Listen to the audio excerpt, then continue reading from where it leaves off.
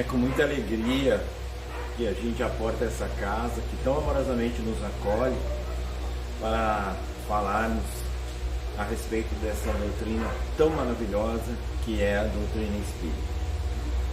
Então, eu trago o abraço carinhoso da direção da Casa Bezerra de Menezes e também a nossa UNE, que muito apropriadamente promove essas integrações entre as casas para que a gente possa estar sempre renovando, né, os nossos saberes através de outros irmãos que também detêm muito saber em Espiritismo. A gente vai abordar um tema sobre o sentido da vida. E essa parte da nossa palestra, a parte inicial, vai estar calcada na história de um grande homem que viveu aqui conosco, Dr. Viktor Frankl. Foi um médico psiquiatra austríaco e que desenvolveu, depois de toda a sua experiência, a logoterapia, que é a terapia através da busca de um sentido.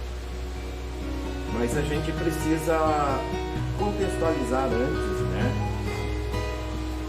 Porque a gente traz a figura do pensador. Quem dentre nós nunca parou nos seus questionamentos mais íntimos e perguntar e pensar qual que é o sentido da vida? O que eu estou fazendo aqui nessa existência? Então a gente traz a figura do pensador de Rodin para que a gente comece, quem sabe até nós estejamos fazendo esse questionamento atualmente, pelas situações que estamos vivendo, né? Muito interessante a gente fazer esse questionamento. Outro também pensador do século XVII, filósofo, físico, matemático francês, René Descartes, trouxe um questionamento, uma reflexão para a humanidade. Quando ele diz assim: cogito ergo sum, ou seja, penso, logo existo. Se é um ser pensante, então eu existo. Porque ao pensar, o indivíduo passa a ter consciência de si mesmo. E esse foi um dos primeiros atos quando nós aportamos na nossa jornada de evolução espiritual no reino nominal. Passamos a individualizar, passamos a ter consciência de nós mesmos. E a partir desse momento, a gente passa a ter o livre-arbítrio. Essa ferramenta fantástica que a providência divina nos concede, que é a capacidade de decidir, de escolher. Claro que nas primeiras jornadas nossas, a gente escolhe baseada no instinto. No mundo primitivo, jornadeando por essas paragens, escolhemos através do instinto. Mas ao longo do nosso processo evolutivo, ao longo da nossa caminhada, da nossa jornada, passamos a ter mais conhecimento e fazer melhores escolhas. Então,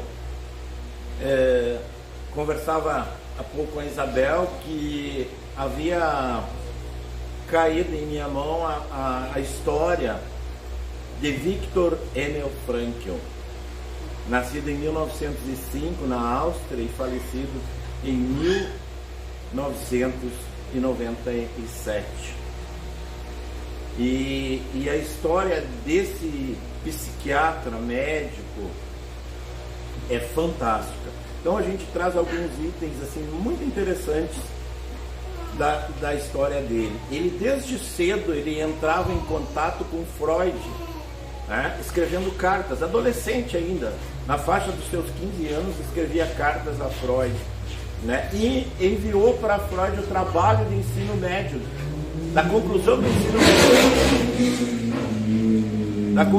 ensino médio, onde ele defendeu a psicologia do pensamento filosófico, e Freud gosta desse trabalho e estimula ele a continuar escrevendo. Em 1926 ele participa aí com o segundo discípulo de Adler, de Freud, Alfred Adler, que foi o criador da segunda escola de psicoterapia de Viena, né? Participando dos círculos de estudo. E em 28 e 30, ele já médico, ele começa a trabalhar com jovens na prevenção do suicídio. Na faculdade de medicina ele se interessou por esse aspecto. Por quê? Porque a humanidade estava recém saída da Primeira Guerra Mundial, trazendo muitos traumas, muitas angústias e depressões. Quando assume, sendo contratado posteriormente pelo Hospital de Viena, como diretor da primeira ala voltada para mulheres com ideação suicida ou que já haviam feito uma tentativa nesse sentido, justamente em função do que a humanidade, em especial a Alemanha e a Áustria, tinham vivido em função da Primeira Guerra Mundial, né? E ele foi o coordenador desse trabalho e atuando ferrenhamente na prevenção. Em 40 e 42, quando a Áustria já está anexada à Alemanha em plena guerra, ele é o diretor do Hospital Rothschild, que é um hospital mantido pela comunidade judaica da época. E uma característica interessante, que o governo alemão exigia que Viktor Frankl fraudasse os laudos dos doentes psiquiátricos para que eles pudessem ser eutanasiados, tá? Dizer assim que os alemãos poderiam eutanasiar aqueles doentes porque eles eram irrecuperáveis, e ele terminantemente se recusa a fazer isso. Se recusa a fazer isso porque ele é contra os seus princípios e os seus ideais. Mas em 40 logo depois vem a prisão dele, toda a sua família, sua mulher, mãe, pai. A única que escapou desse processo doentio, né, que aconteceu, foi a sua irmã, que conseguiu escapar para a Austrália. E é um aspecto bem interessante de Viktor Frankl, porque ele, médico conhecido já na Europa, o seu trabalho psiquiátrico já tinha alcançado bastante relevo. Ele poderia fugir para outro país, para a Inglaterra, Estados Unidos, para os países aliados. Mas algo o incomodava. Olhem que interessante. Como que eu iria deixar os meus pais? Ele pensava, né? E ele, como um judeu bastante religioso, ele foi buscar o conselho dos seus pais. Chegando lá na casa dos seus pais, ele encontra um pedaço de mármore que havia algo escrito, e ele pergunta para o seu pai: o que é isso aqui? Né? O que significa essa insígnia? Isso aqui? Não, isso aqui foi algo que nós resgatamos da nossa sinagoga, que estava destruída pelos bombardeios, e isso é uma referência ao quarto mandamento: honrar pai e mãe. Era a resposta que ele precisava, né? E decide ficar, e é preso e levado aos campos de concentração. Todo o seu trabalho é perdido, tentando ele esconder todas as suas anotações que havia feito na área do desenvolvimento do seu trabalho, é destruído pelo governo nazista. Ele tentando manter alguma coisa, não. E ele é preso, passa 3 anos na prisão, né? E essa é a imagem dele quando abandona o campo de concentração, liberto pelos aliados, com 25 quilos de peso. Ao sair do campo de concentração, Viktor Frankl descobre que a sua esposa grávida havia sido morta num dos campos de concentração. Seus pais morreram no campo de concentração e seu irmão também havia sido morto nas câmaras de gás. Né? A mulher, a Tylee Grosser, e toda a sua família, com exceção da irmã, que havia conseguido fugir para a Austrália. E aí a gente fica a se perguntar, né? Como alguém que viveu os horrores que nenhum de nós sequer consegue imaginar, mensurar, consegue ter tamanha visão e encontrar em situações tão absurdas, né, abaixo de situação de animais, um sentido na sua vida. Então, ao sair do seu campo de concentração, tomado por todas essas energias, todas essas notícias tristes, além de tudo que ele tinha vivenciado, Viktor Frankl escreve um livro Em Busca de um Sentido. E a tradução literal desse livro é Homens em Busca de um Sentido, no alemão, né?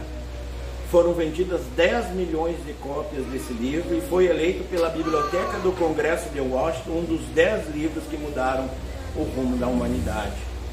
E a lição que fica para nós dessa mensagem, esse é um livro difícil, mas que a gente quer, ao abri-lo, a gente quer terminar e não vê a hora de terminar esse livro.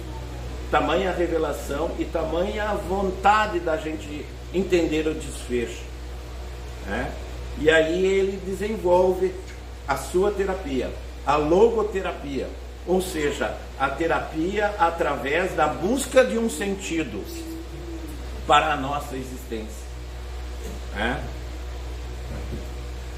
E aí ele nos diz assim: mesmo nas piores das adversidades haverá possibilidade de escolha. Sempre haverá algo ao seu controle. Nós sempre temos a possibilidade de escolher. A grande maioria dos companheiros que estavam na mesma situação nos campos de concentração não encontravam sentido naquele sofrimento e desistiram da vida. Muitos se jogavam nas cercas de alta tensão, desistindo, ou mesmo sucumbindo às intempéries e às dificuldades.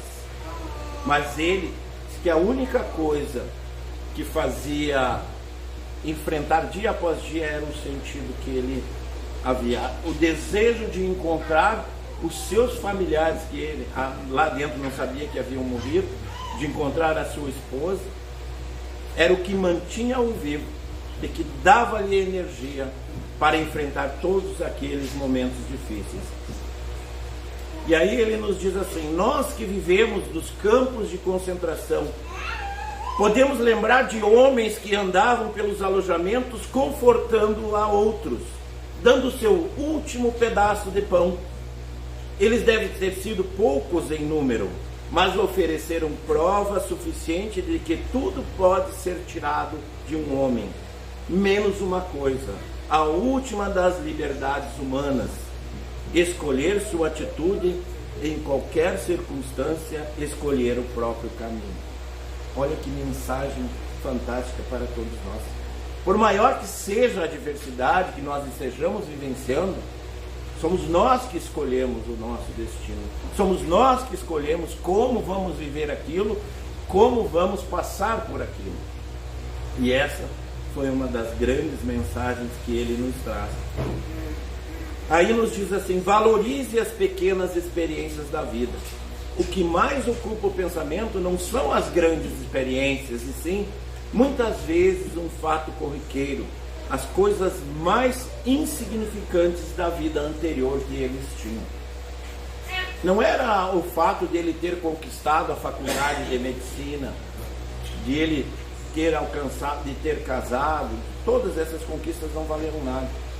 Valeram sim para o seu desenvolvimento, mas as pequenas experiências que faziam ele lembrar da vida, a reunião com a família, os encontros de família, os almoços de família, um café com os amigos, eram essas as grandes coisas que se faziam presentes na memória deles lá dentro. E aí ele segue nos dizendo assim: quem tivesse visto nossos semblantes arrebatados, contemplando as montanhas de Salzburgos, cujos picos resplandecem as cores rubras do sol poente, jamais acreditaria tratar-se de rostos de pessoas que nada mais esperavam da vida. Mesmo assim, ou quem sabe, justamente por isso, eles estavam enlevados ante a beleza natural que não viam há anos. E mesmo dentro do campo, alguém chama a atenção de um companheiro de trabalho para algum quadro deslumbrante que está ao alcance dos olhos, como certo dia em plena floresta bávara, onde nos puseram para construir gigantescas fábricas subterrâneas de armamentos. Entre aqueles pinheiros altíssimos, o sol poente resplandece como a famosa aquarela de Dürer. Eu até busquei a aquarela, que era um pintor renascentista alemão. Então vocês imaginam trancado numa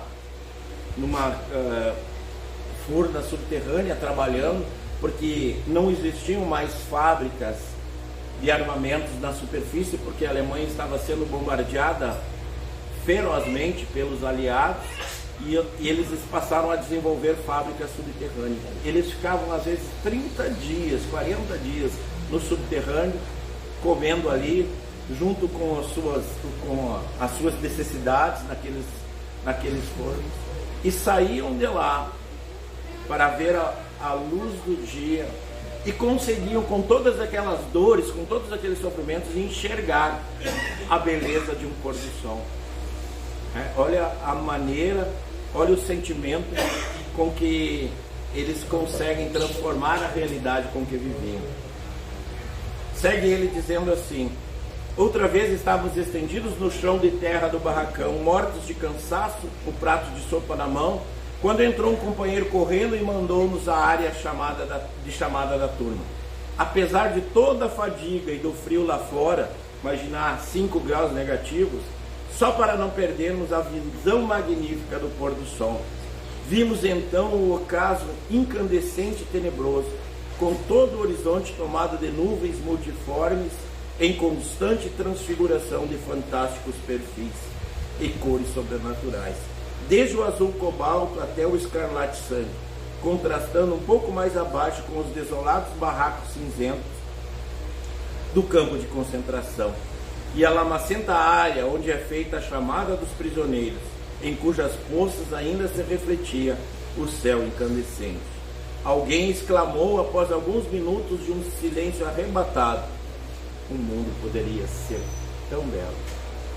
Mesmo num quadro de extrema desolação, de dor, de sofrimento, as pessoas poderiam enxergar que o mundo poderia ser muito melhor. E ele nos diz assim: encontre sentido no amor, no trabalho e sobretudo no sofrimento. Não devemos esquecer nunca que podemos encontrar sentido na vida quando nos confrontamos com uma situação sem esperança, quando enfrentamos uma fatalidade que não pode ser mudada, porque o que importa então é dar testemunho do potencial especificamente humano, no que tem de mais elevado, e que consiste em transformar uma tragédia pessoal num triunfo, em converter o nosso sofrimento numa conquista. Quando já não somos capazes de mudar uma situação, podemos pensar numa doença incurável, como o câncer, que não pode mais operar, somos desafiados então a mudar a nós mesmos. E quantas vezes, meus irmãos, nós lutamos contra situações, querendo transformar aquilo que não pode ser transformado, querendo mudar algo que está além da nossa condição. E aí ele nos convida a fazer o grande exercício da nossa transformação, de mudar o nosso panorama, a nossa visão, a nossa maneira de enxergar, para que nós não vá, como diz o ditado popular, dar murros em ponta de faca. Não podemos mudar a situação, mudemos a nós mesmos. O que nos diz a doutrina espírita tão apropriadamente no Evangelho segundo o Espiritismo, no item 5, no capítulo 5, item 20? A felicidade não é desse mundo.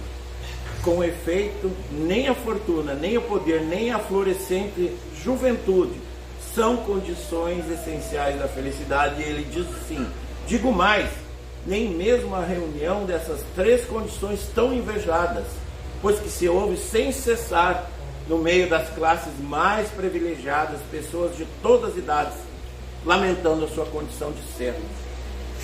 É uma verdade trazida pelos benfeitores da humanidade que nós não podemos contestar, meus irmãos.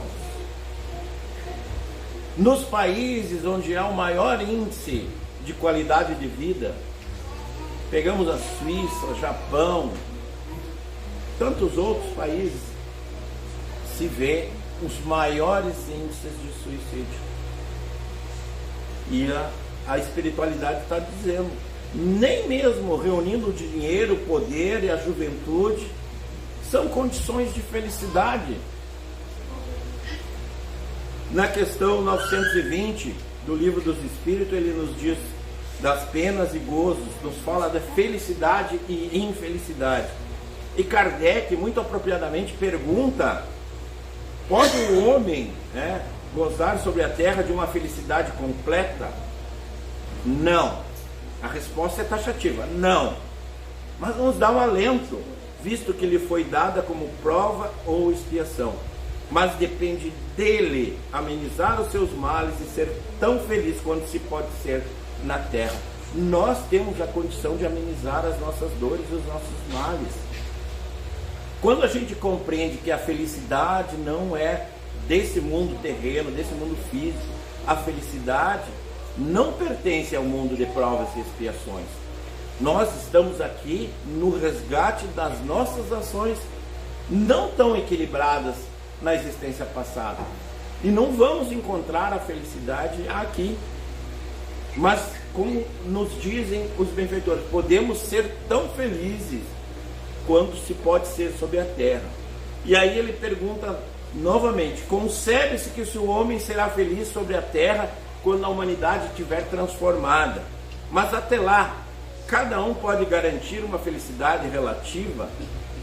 E ele diz assim, um dia nós estamos em plena transição, a humanidade está no caminho da regeneração,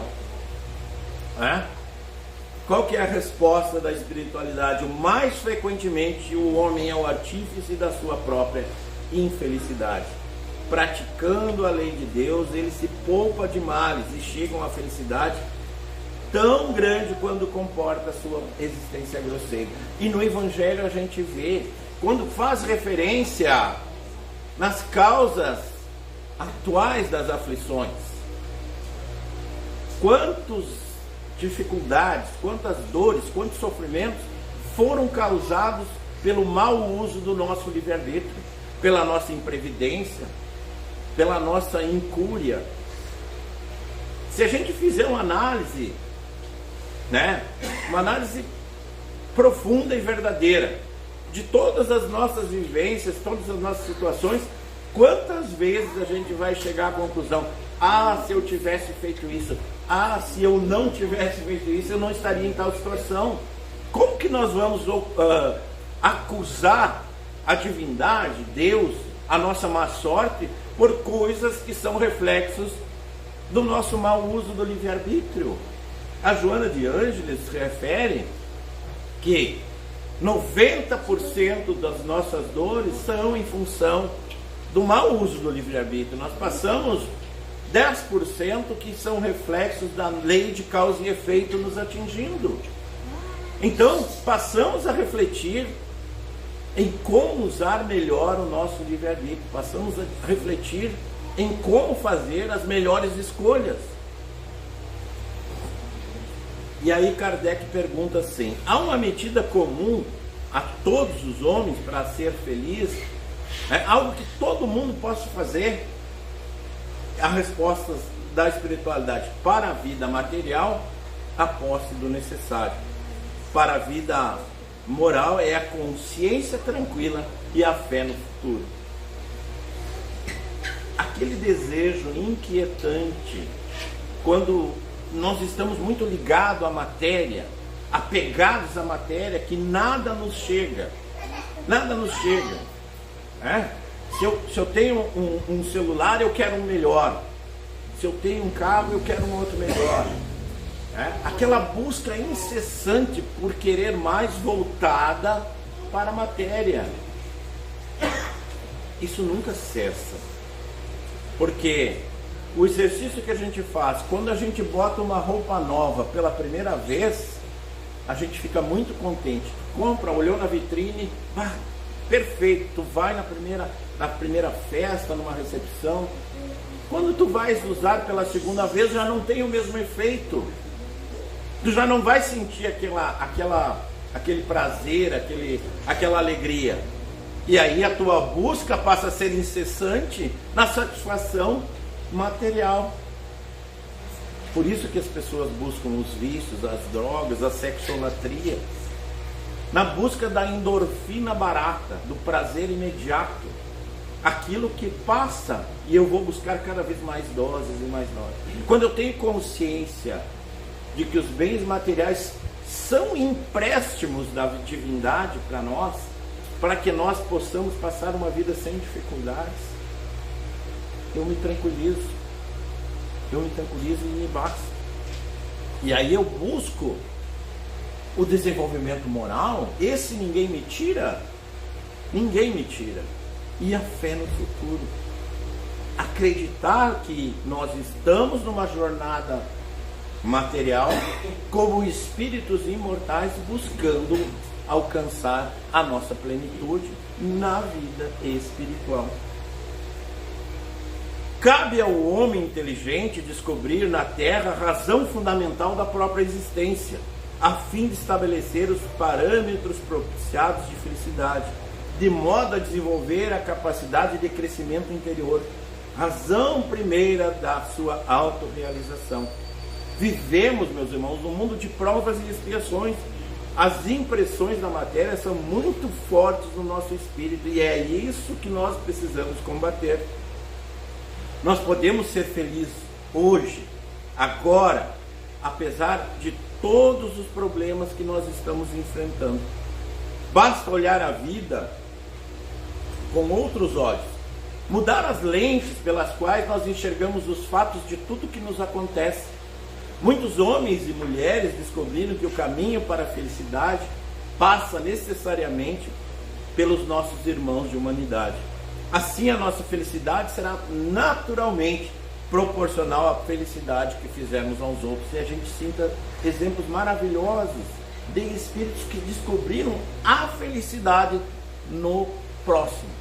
Divaldo, a obra maravilhosa da Mansão do Caminho, nosso querido Chico, puxando a brasa para nós espíritas, né? Olha quanto consolo, só a sua obra, mais de 400 livros, né? Não ficou com nenhum centavo de graça. Quanto consolo, quanto amor, quanto carinho as suas psicografias trouxeram para pessoas enlutadas. Madre Teresa de Calcutá, aos desvalidos da Índia, Irmã Dulce, o Anjo Bom da Bahia, né?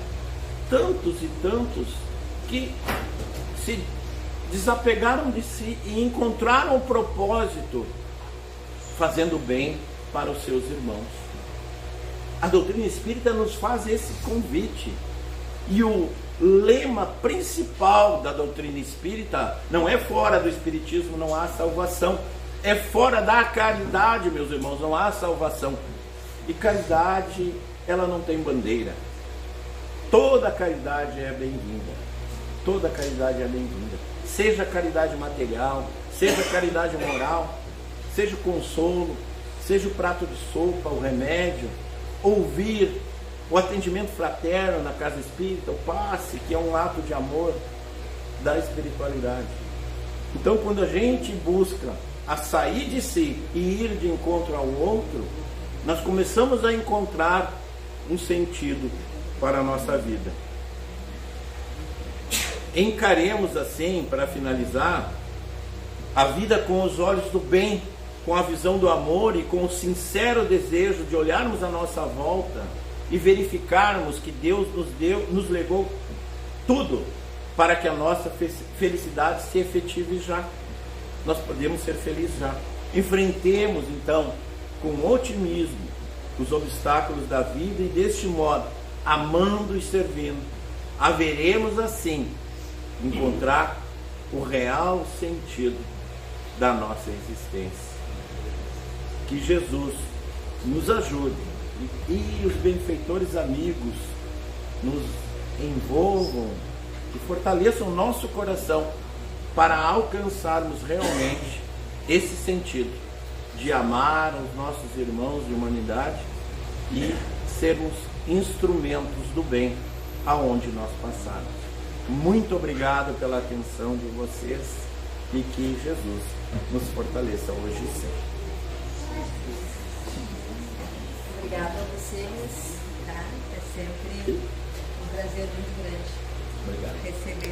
Para, neste momento, vamos buscar o que há de melhor nos nossos corações, mentalizarmos os nossos entes queridos, aquelas pessoas que ocupam o nosso pensamento e o nosso sentimento de carinho e de amor, e rogarmos ao Divino Mestre, Supremo Governador da nossa vida, a força necessária para seguirmos na transformação interior. Querido Mestre, ao longo da nossa jornada, temos buscado muitas vezes caminhos escuros, mas amorosamente queremos, conhecedores da Tua doutrina de luz, de amor e de caridade, transformar a nossa jornada numa jornada de luz, dando-nos as mãos uns aos outros, fazendo renascer em nossos corações um homem novo, renovado na fé, na caridade, na esperança, na fraternidade, amputando de vez o egoísmo e o orgulho que muitas vezes insiste em estar dentro de nós.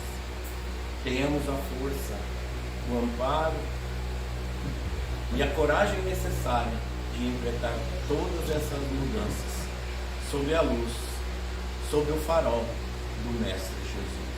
Muito obrigado, Senhor, por mais